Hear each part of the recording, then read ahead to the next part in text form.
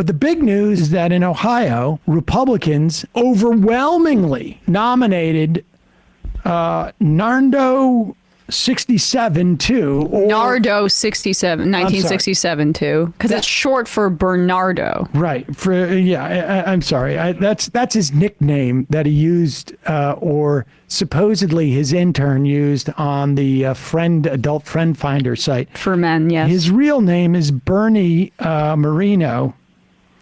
And it wouldn't be such an issue that he was on Adult Friend Finder looking for one-on-one male action if he wasn't so anti-LGBT. And anti-women. I mean, he's the MAGA candidate here that has prevailed. We've covered this before. This is a really important race between him and Sherrod Brown. He will now be the Republican nominee against Sherrod Brown in the fall. And Trump has been endorsing him. MAGA world's gotten behind him. He won big. Yeah. There were polls going in saying it's a little neck and neck. We don't know. The polls that came in later indicated he would win.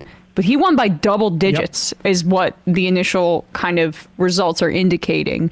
And he's extreme. He's extreme. A couple points. He was sued for race, gender, and age discrimination at one point. He was held liable for $400,000 in wage theft.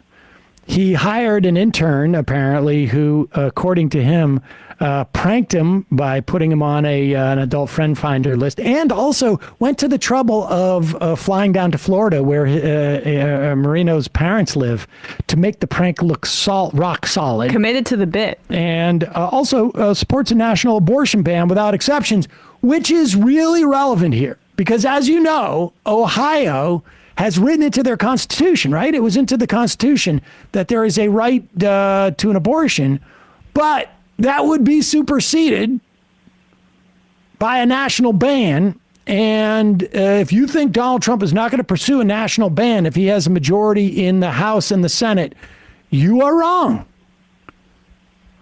Here is Ohio Republican Senate hopeful Nardo 67 talking about dancing around the idea of IVF. And, again, even the Alabamans who tried to outlaw this and say that they were actually babies in these frozen test tubes, he won't even come out and say that they aren't. What about IVF, since the Alabama Supreme Court ruling basically said that frozen embryos are human beings? First of all, do you believe frozen embryos are human beings? And then where do you stand on IVF? I definitely support IVF. I've had lots of family members and friends that personally are touched by being able to have kids as a result of IVF.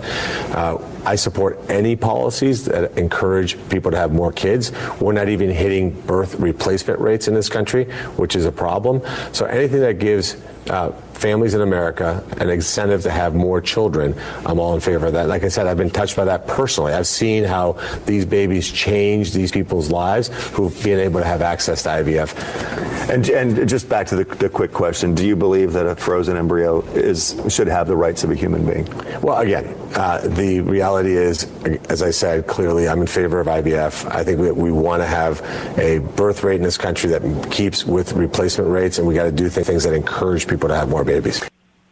In other words, I'm not going to answer whether I think it's a person or not, because I sort of do, but I'm going to probably do a carve out for IVF because that seems to where the political headwinds are.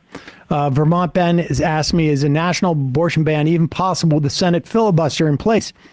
You will recall that there has been a movement amongst Democrats to get rid of the filibuster, but that was inhibited by Joe Manchin and Kristen Sinema. If the Republicans have the majority, or they have 50 votes plus the vice presidency, there will not be, and if someone can point to me who that senator they think will not support the getting rid of the filibuster under Republican rule, I'd be curious. I mean, people could say, in the past, like, well, they're institutionalists like John McCain or someone like that. those people don't exist anymore. Remember Chuck Grassley, who's been literally there probably longer than a lot of the furniture in the Senate. When it came to lying about a now arrested and fully discredited source for the lie that Joe Biden had taken $5 million, Chuck Grassley was out there banging the pots and pans about it. There is nobody in there who's going to push the brakes on that, I don't think. And that institutionalist leader, Mitch McConnell, is out the door. I mean, it's going to be, there's only going to be, I think, more permissiveness towards the idea than anything And look, else. I am in favor of getting rid of the filibuster, Right. even if it is under a Republican regime, because I think it's very important for our democracy, for people to understand who's responsible for this stuff, and so that people can account for it. So I wish the Democrats would do it now.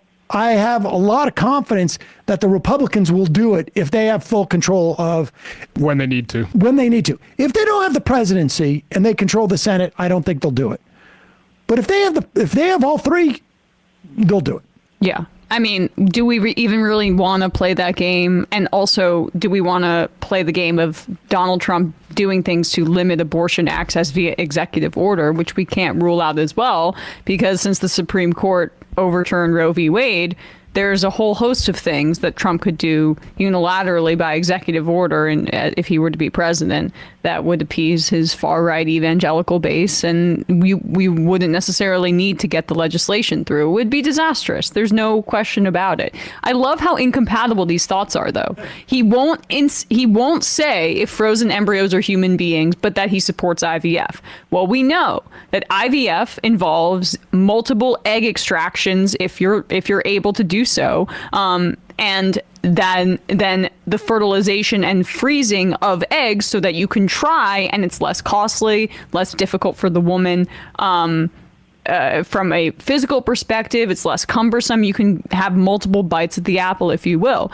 But sometimes the implantation takes place and there are frozen embryos that have to be destroyed. So if you can't say that it's not a person, then do you support the murder of them or do you not?